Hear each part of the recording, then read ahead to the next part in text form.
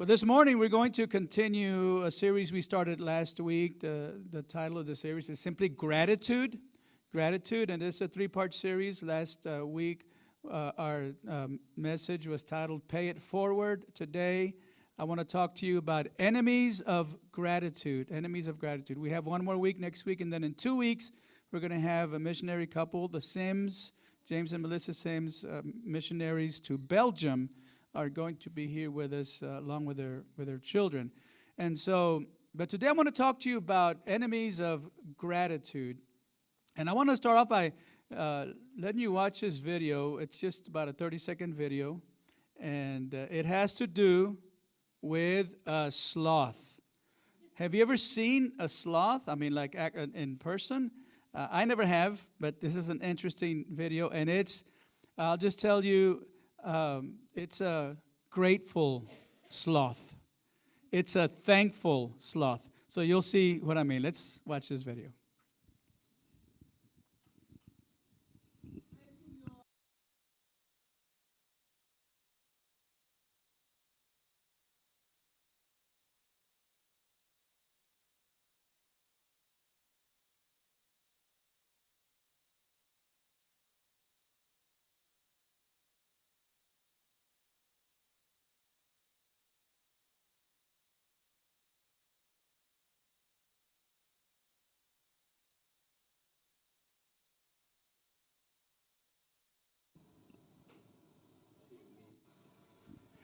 That is a grateful sloth.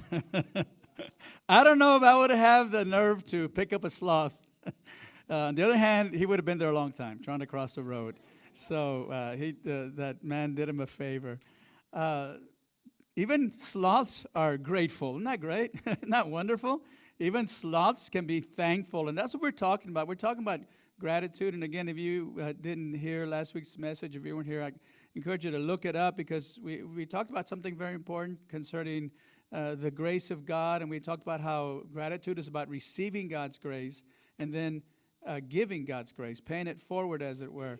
And so today, though, I'm talking to you not about gratitude, but about ingratitude, because nobody likes to spend time with somebody who is an ingrate, with a complainer, right? How many of you know people, don't raise your hands, and especially don't elbow the person next to you, but how many of you know people that are complainers? Nobody likes to spend time with a complainer. We avoid them, sometimes at all costs, because complainers drain us, right? They wear us down, they wear us out. And now, I read this week that there's scientific evidence. It's not new evidence, I just found it this week. There's scientific evidence to prove that complainers wear us out and they drain us. There was a 1996 Stanford study. I actually looked it up and read part of it online. It's a 1996 study at Stanford that suggested that complaining for long periods of time, in this case they said 30 minutes or more, can actually damage your brain. And not only complaining, but listening to complainers for a long period of time can damage your brain. And I read how the scientists used some high-resolution MRI scans, and they found, and I quote, they found links between long-term stressful life experiences, long-term exposure to hormones produced during stress, and the shrinking of the hippocampus. What's a hippocampus? Hippocampus is a part of the brain. It's a part that's involved in the formation of new memories, and it's a part that's involved with learning and emotion. So it sounds like a pretty important part.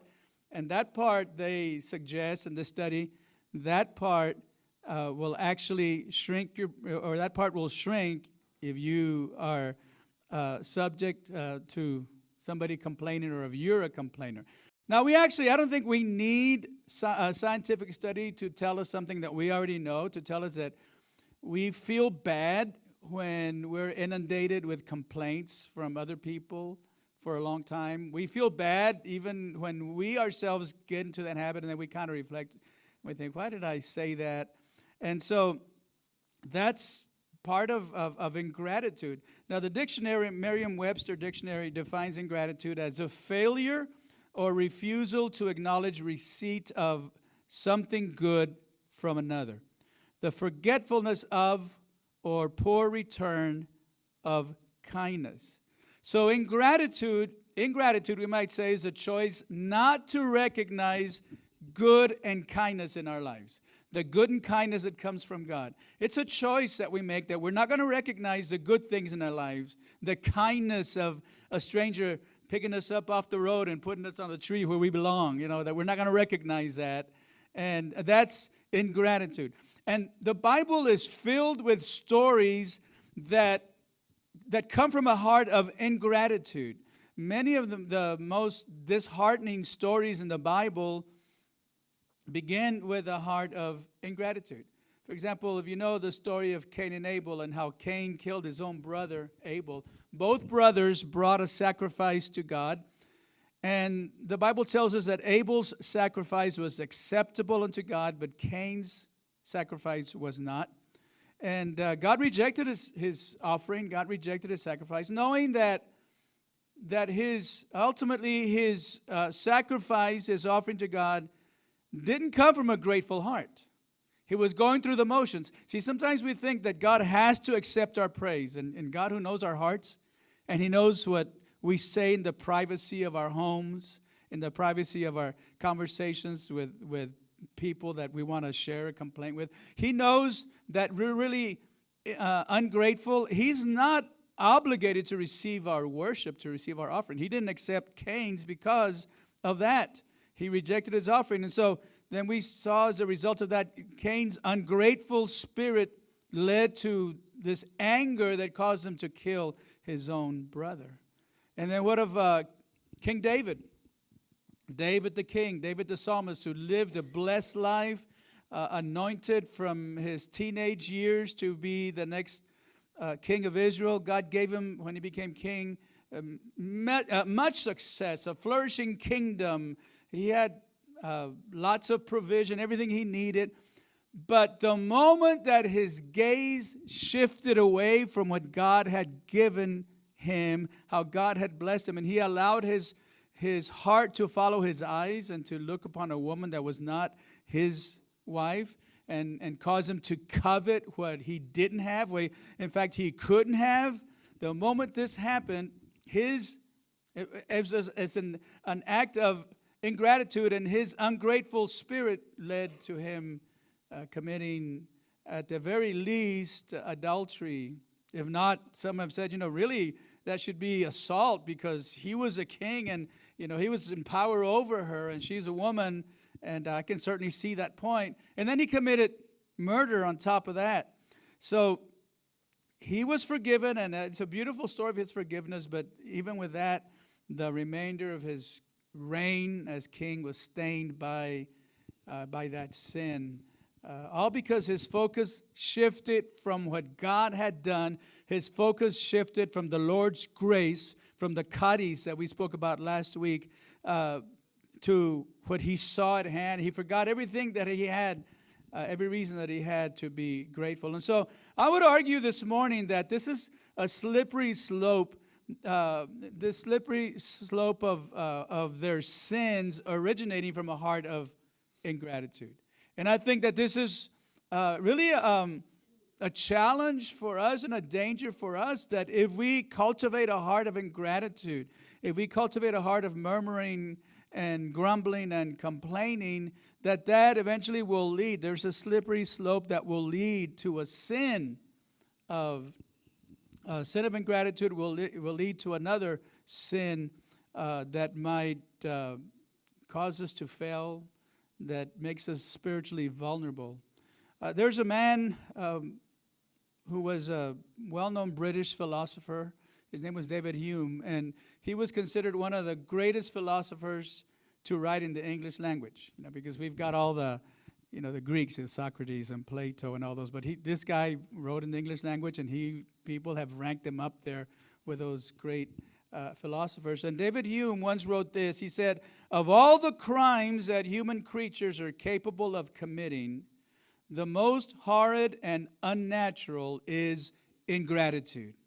Now think about that. Think of all the crimes that he is listing below ingratitude. Of all the crimes that human creatures are capable of committing, the most horrid and unnatural is gratitude.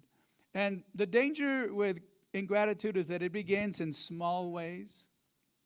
It begins with maybe a feeling of entitlement. And it's often masked by other things that don't look or sound like ingratitude, but they are. It's often masked by other emotions, by thoughts, by behaviors. And so it makes the spirit of ingratitude hard to identify.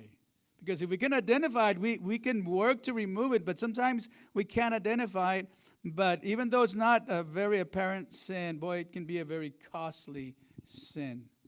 So let's go to the scriptures in the book of Numbers. You know, the most infamous example of murmuring, grumbling, complaining in the Bible has to be from the people of God during the time of their exodus from Egypt to the Promised Land. It seems like throughout that whole period, from the time that God brought them with a mighty hand, with a strong hand, He brought them out of Egypt after 400 years of being there, more than that. He brought them out and He worked miracle after miracle. The people of God continued to murmur against God. They murmured against God's leaders. They murmured against Moses. They murmured against Aaron. So the story of their journey is a story of a lot of sin. You know, they'd leave God and they'd go worship other gods.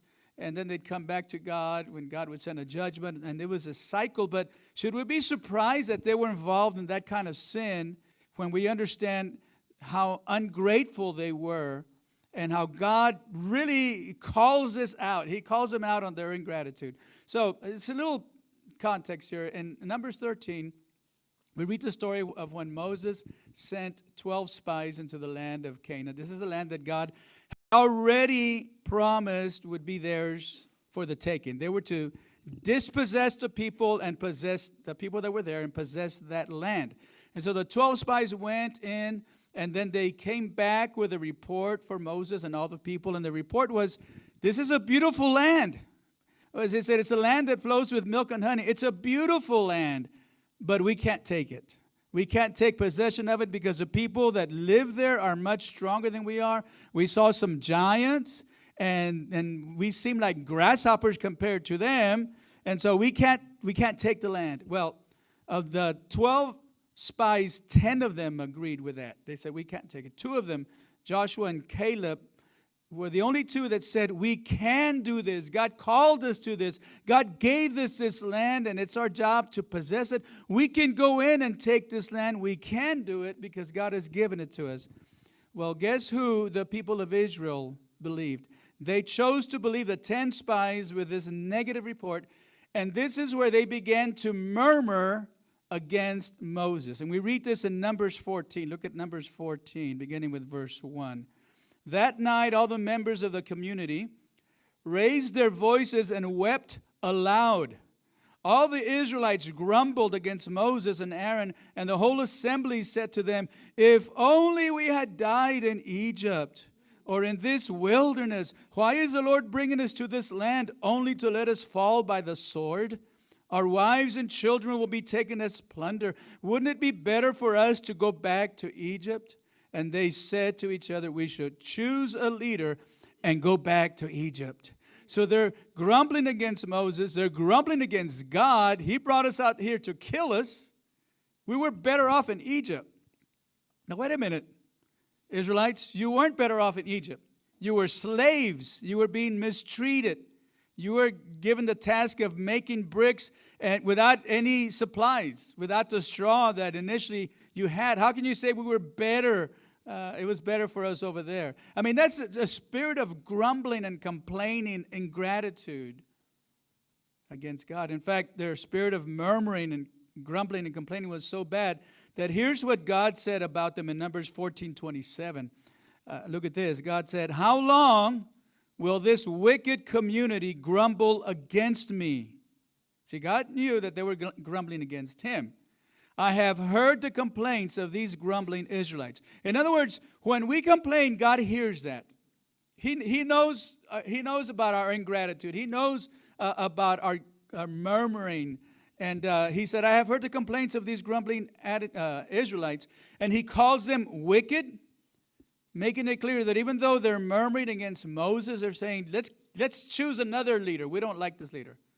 Oh, but he led us through the Red Sea. Doesn't matter. We don't like this leader anymore. We need another leader. Well, they were complaining against, murmuring against Moses, but God knew that they were really murmuring against him.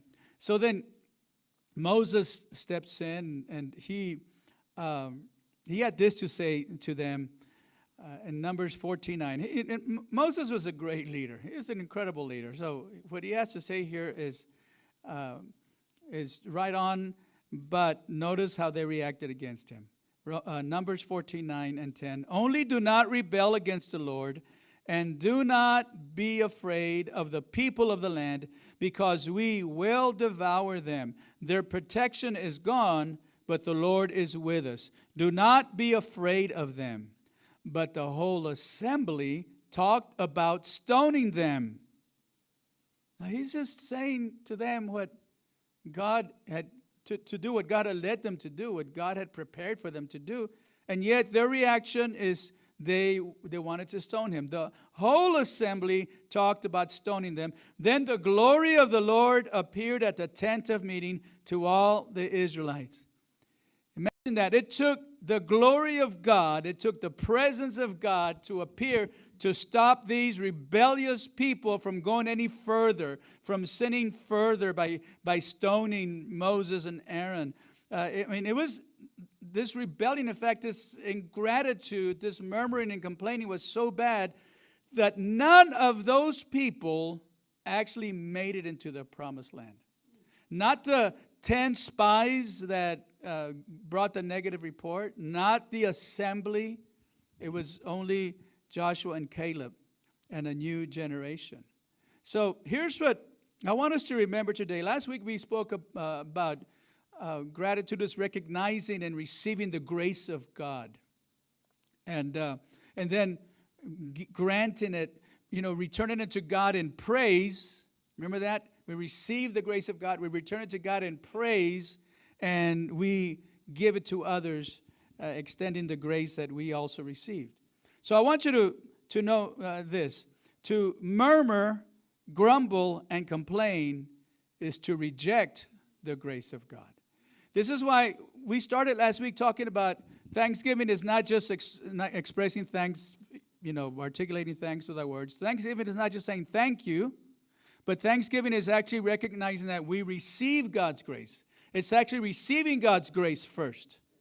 Whether it's His grace of unmerited favor, whether it's His grace of a divine empowering, we receive God's grace. But when you murmur, grumble, and complain, you're not receiving God's grace. So you can't really offer thanksgiving to God. You can say thank you. You can say, I praise you, Jesus.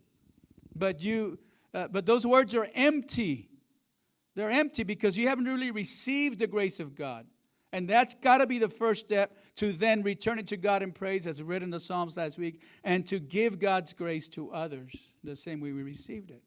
So anybody can, and Jesus quoted the prophet about this, anybody can praise God with their lips, with their heart being far from God. Just this morning during a time of worship, I decided that the only way I'm going to worship God is by singing and dancing with my grandkids, because they're just right around me. They want interaction. And then they noticed I had my microphone ready to go, and so Piper pulled it away from me. Of course, I wasn't going to let it go, but I put it in front of her, and I said, say Jesus. Jesus. And then Micah, say not Micah. Micah can say Jesus. I hope he can say Jesus. Malachi, same thing, say Jesus. And he kind of said it. MJ, say Jesus. I felt like a TV evangelist getting people to testify. What did the Lord do for you today? Say Jesus. And MJ said it well. But you can say Jesus and not really have, the understanding of God's grace. Israel's complaining. Look, they had a physical need for food. That's one of the things they complained about later. But Israel's complaining went way beyond their need for food, their physical needs. Their murmuring was a faithless act that insinuated that God's provision was not enough. God will not allow us to win this battle. God is going to let us die in the desert. Manna, quail, that's not enough. We need something else. I mean, choosing to be ungrateful for their daily miraculous provision and having a desire to go back to being slaves? Are you kidding me? That was rejecting God's grace. That's an example, a perfect example of rejecting God's grace and rejecting God's offer of saving them of salvation, because Israel's salvation was dependent on them trusting God. And so, they started, and perhaps they started with this, small steps toward this murmuring that got to be so intense that they're ready to stone Moses and Aaron. Maybe it was a discontent. Maybe it was a whining. Maybe it was a gossip. Maybe it was a negativity, the impatience. Just cultivating an attitude of ingratitude. And this is dangerous because grumbling, murmuring, complaining has a power to pull the strongest Christians away from God. Those that were once in awe of the greatness of God, the power of God, can be pulled away from God through ingratitude. A temptation to sin using drugs may not pull them away from God. A temptation to sexual immorality may not pull them away from God. But a temptation to nurture ingratitude, to be a person that murmurs, grumbles, and complains, those things can pull us away from God. And so the fact that Israel imagined that they would be better off dying as slaves than to be in the desert with God guiding them, I mean, that's so hard to understand how they could arrive at that, but they did. They did. In essence, grumbling, what it did to them and what it does for us when we do it, it gives us a free pass to shift our focus away from faith in God's provision to the problems at hand. It gives us a free pass to shift our focus away from faith in the miraculous provision of God to the problems in our lives that they're just not working out for us. Now, God shows us in the book of Deuteronomy, chapter 1, a very interesting pattern. This is after the fact, and Moses is giving a summary of what had happened here. In Deuteronomy 1, 26 and 27, we read this very interesting tidbit of information about the Israelites and their complaining. He's talking about when they were called to go into the promised land. And Moses writes, "But you were unwilling to go up. You rebelled against the command of the Lord your God. You grumbled in your tents and said, 'The Lord hates us.' So he brought us out of Egypt to deliver us into the hands of the Amorites to destroy us." Can you believe that? But they're in the privacy of their tents. They think nobody can hear them, but they're stirring something up. By the time it got to the point where the whole assembly was ready to stone them, to stone their leaders, it had already been brewing for a while in the tents. They've been passing things along. Did you notice Moses? Have you noticed? He's not such a great leader after all. And so they're grumbling in their tents and they're saying, God doesn't like us. He doesn't love us. He hates us. He wants to destroy us. The psalmist in Psalm 106 reiterates this, speaking of the same scenario or the same experience. In Psalm 106, beginning with verse 24, we read, "Then they despised the pleasant land." That's the promised land that God had said, it's yours. You just got to possess it. They said, no, we don't want it. We can't go in there. They despised the pleasant land. They did not believe his promise. They grumbled in their tents. There it is again. And did not obey the Lord. Here's what I want you to know. When we nurture a spirit of complaining privately, it often will explode publicly. When we nurture a spirit of complaining privately, we think, well, nobody needs to know that I don't like him or her, or that I'm angry with this person, or I'm with this organization, I'm mad at God. Nobody needs to know. I'll keep that in my heart or share it with people that are like-minded. Those things have a way of growing. If you nurture that, and then it'll explode in public. It just explodes in public. This is an affront to God. This is an affront to God. I remember years ago when my dad was a pastor, there was a a situation in the church that he pastored where a young lady in front of everybody after the service blew up at my dad. Dad was a pastor. She just blew up and started yelling and crying. And so she apologized. She was a wonderful young lady, and she apologized. But, you know, those kinds of things kind of begin to brew, and if you nurture that, it's going to come out maybe in some type of a very expressive explosion in public. We can't just be complaining privately to our friends, to our family members, to fellow complainers, you know, just get them all together. We poison our hearts. To do that poisons our hearts. And it keeps us from loving God and serving God and truly worshiping God. And we set ourselves up for failure. You can't complain privately and worship God publicly. You just can't. You just can't. God knows your heart. God knows what you say in the privacy of your tent. So when you go home to your tent today, be careful what you say against God. He knows your heart. And here's my last point. Complaining rejects God's grace. We said that. And it asks the question, why? Why?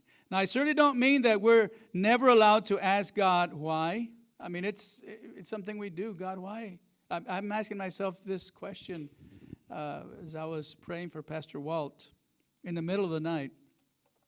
By the way, did y'all enjoy your extra hour of sleep? I'm glad you did, because I didn't. I didn't sleep well at all. I'm one of those, I put my head down on the pillow and I'm out. And I just could not sleep. You know how frustrating it is to have insomnia, which I don't usually suffer with. And so I was awake at 1:45, and I thought, I may as well stay up and watch my phone turn back an hour and my watch, you know. But I said, no, I'm going to try to sleep. But during the time I was awake, I'm praying for Pastor Walt, and I said, God, why? Yesterday, I had an opportunity to go see him and pray with him. It's the second time I've had a chance to do that. His wife wasn't even allowed to go there until this morning or yesterday was the first time she was able to go there since he's been intubated. But when I was praying with him yesterday afternoon as well, I said, God, why? Why don't you answer our prayer? So many people. And so I'm not saying you can't ever ask God why. What's important is the attitude behind that question. The attitude behind that why. If we allow ourselves to reflect on our grumpiness, on our grumbling, complaining, then what's going to happen is we're going to form this unquenchable emptiness in our heart. And that's when we ask, why, God? Why don't you give me what I want? I mean, this is a why that comes from a place of discontentment. And discontentment comes from a posture of ingratitude. This is something that happens when we choose to remain in the thought process of whatever God has given me, it's just not enough. Whatever He's done for me, it's just not enough. This is not what I wanted. This is not how I wanted things to turn out. There's got to be something better. Why me, God? Why can't I get what I want? This is grumbling.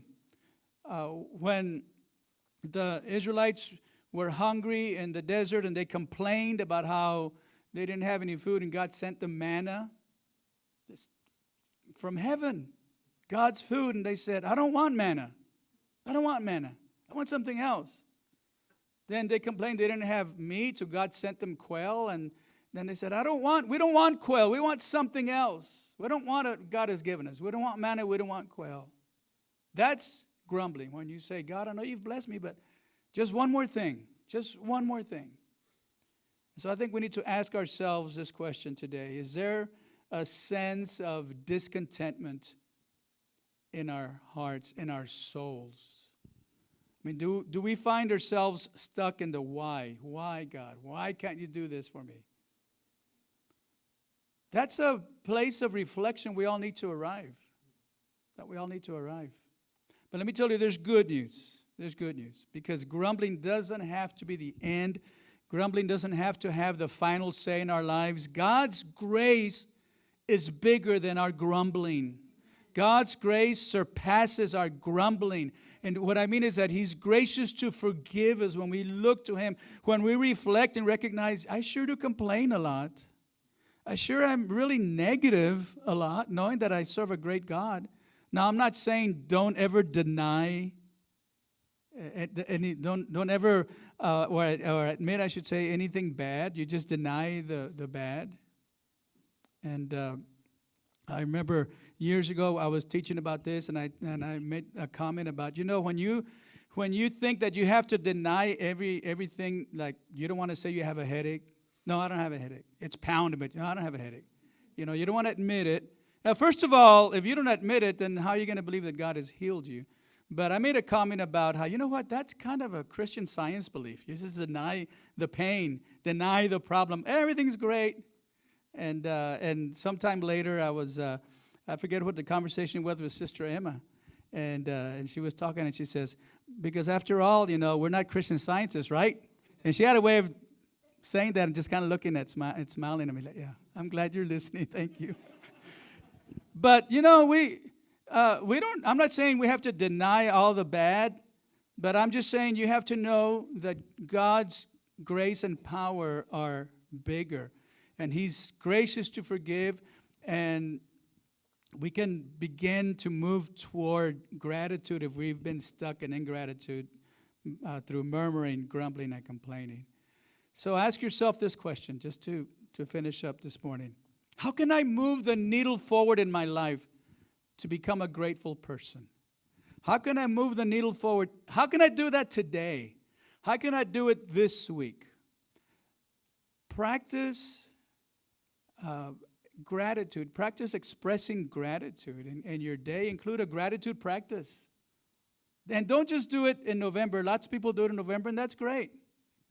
But as a way of life, be thankful and practice Thanksgiving in your mind. And if you feel stuck in the why, if you feel stuck in the why, examine that. Ask God to show you, why, God? Why am I stuck in this? Why am I always just unhappy? Maybe you need to release something to God. Maybe there's something within you that you need to let go and just trust God instead of keeping your hand on it and thinking, I've got to take care of this. Maybe you need to replace that mindset of I'm in control to God, you're in control, and just thank God for that.